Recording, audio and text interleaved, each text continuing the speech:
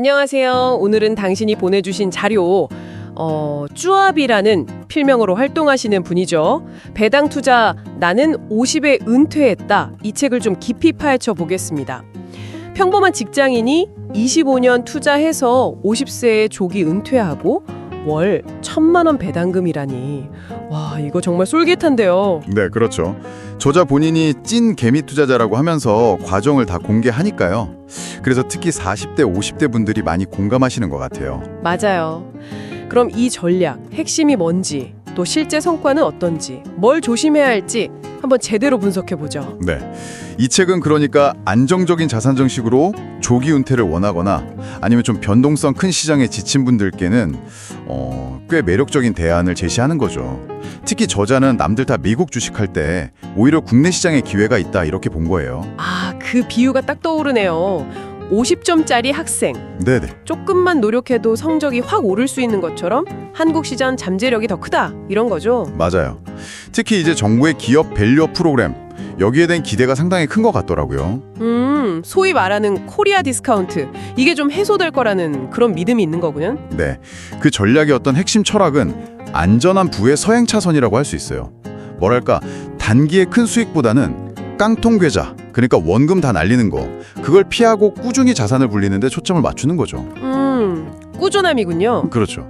특히 시장에 막 떨어져도 배당금은 계속 들어오니까 이게 심리적인 안정감, 저자가 말하는 승차감을 준다는 겁니다. 아, 승차감. 재밌는 표현이네요. 네, 그래야 이제 공포에 막 팔지 않고 장기 투자를 할 수 있게 된다는 거죠. 듣고 보니까 상당히 안정성을 중요하게 생각하는 접근인데 근데 이게 정부 정책, 그 밸류업 프로그램 성공 여부에 너무 달려있는 건 아닌가 싶기도 해요.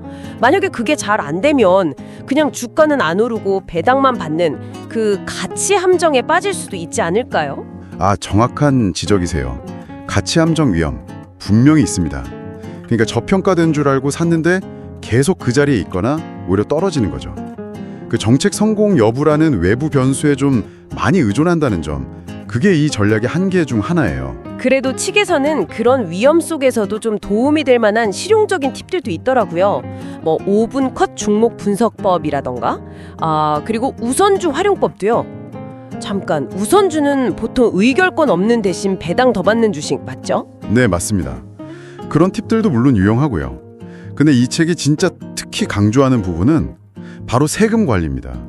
금융소득 종합과세나 또 건강보험료 부담, 이런 현실적인 문제를 피하려고 ISA나 IRP 같은 절세계좌 활용하는 걸 거의 최고의 콜라보다 이렇게까지 표현하거든요. 아, 최고의 콜라보! 네, 그래서 보면 행동제모학적으로 투자자 인내심 길러주고 또 평범한 직장인이 실천하기 좋은 현실적인 조언들, 그리고 이 세금 효율성 강조하는 건 정말 큰 장점이에요. 장점은 확실히 알겠는데 역시 기회비용 문제가 걸리네요. 그렇죠. 예를 들어 미국 기술주처럼 막 성장하는 글로벌 성장주 투자 기회는 놓치는 거잖아요. 네, 맞아요. 그 부분은 포기해야 하는 거죠. 그리고 아까 말한 가치 함정 말고도 배당률이 너무 높으면 오히려 그게 위험 신호일 수도 있다면서요? 수익률 함정이라고?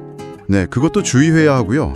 또 기업 사정 안 좋아지면 배당이 깎일 수도 있고, 그리고 고배당주들이 주로 금융, 통신 이런 특정 산업에 좀 몰려있는 경향이 있어서 분산이 좀 부족해지는 집중 리스크도 생각해야 합니다. 고려할 게 많네요. 그럼 실제 성과는 어땠어요? 지난 10년 데이터 보니까요.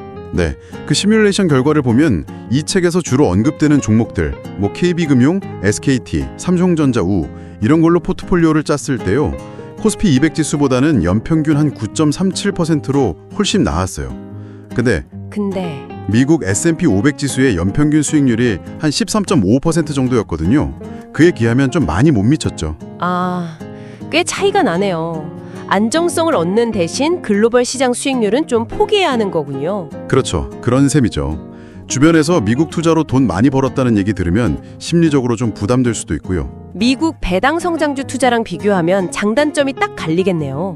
네. 국내 투자는 일단 환율 신경 안 써도 되고 기업들이 좀 익숙하고 양도세, 대주주 아니면 없는 게 크죠. 미국 주식은 매매 차익의 22% 내야 하니까요. 맞아요. 그건 장점인데 대신 배당 자체의 안정성이나 성장성 측면에선 아무래도 미국 우량 기업들보다는 좀 약할 수 있다는 거고요. 그럼 이건 피터 린시처럼 성장주를 찾거나 존 보글처럼 시장 전체를 따라가는 패시브 투자랑은 또 다른 거네요. 네, 결이 완전 다르죠. 이건 철저하게 가치랑 현금 흐름, 그러니까 소득에 초점을 맞춰서 종목을 고르는 액티브 투자 방식이라고 봐야 합니다. 자, 정리를 좀 해보면 이 쭈암님의 국내 배당주 전략, 이건 안정적인 현금 흐름 만들고 세금 줄이는 데 초점을 맞춘, 특히 우리 한국 시장 상황에 맞는 되게 현실적인 방법이다. 네, 그렇죠. 저자의 실제 경험이 담겨서 이해하기도 쉽고요. 하지만 지난 10년 데이터를 보면 글로벌 시장 대비 기회비용이 분명히 있었고 또 밸류업 프로그램이 잘 되느냐 마느냐에 성과가 좀 달렸다는 건 명확한 한계점이고요. 맞습니다. 그래서 이제 은퇴를 앞두셨거나 아니면 시장 변동성에 스트레스를 좀 많이 받는 보수적인 투자자분들 또는 한국 시장 밸류업 될 거다 이렇게 강하게 믿는 분들께는 이 책이 좋은 길잡이가 될 수 있어요. 아, 그리고 세금 공부 필요한 분들은 꼭 봐야겠네요. 네, 세금 부분은 정말 모든 투자자에게 유익합니다. 반면에 투자 기간이 아직 많이 남은 젊은 분들이나 글로벌 시장보다 낮은 수익률을 좀 견디기 어렵다 하시는 분들은 신중해야겠죠? 그럼 이 전략의 장점은 가져가면서 단점을 좀 보완할 방법은 없을까요? 예를 들면 네, 있죠. 국내 배당주를 약간 핵심, 코어로 삼고요. 미국 S&P 500 ETF 같은 걸 위성처럼 좀 추가하는 코어 위성 전략, 이런 것도 생각해 볼 수 있고요. 아, 코어 위성. 네, 아니면 미국 배당 성장 ETF 같은 걸 섞어서 분산 효과 자체를 더 높이는 방법도 있고요. 그렇군요. 좋은 대안이네요. 자, 오늘 분석을 들어보신 당신은 어떠신가요? 안정적인 승차감을 우선으로 할지 아니면 좀 더 높은 잠재 수익을 노려볼지 어떤 균형점을 찾고 싶으신가요? 그리고 그 가치 함정이라는 리스크, 이걸 당신의 투자 목표나 기간에 비춰봤을 때 어떻게 받아들일 수 있을지 한번 깊이 생각해 보시면 좋겠습니다.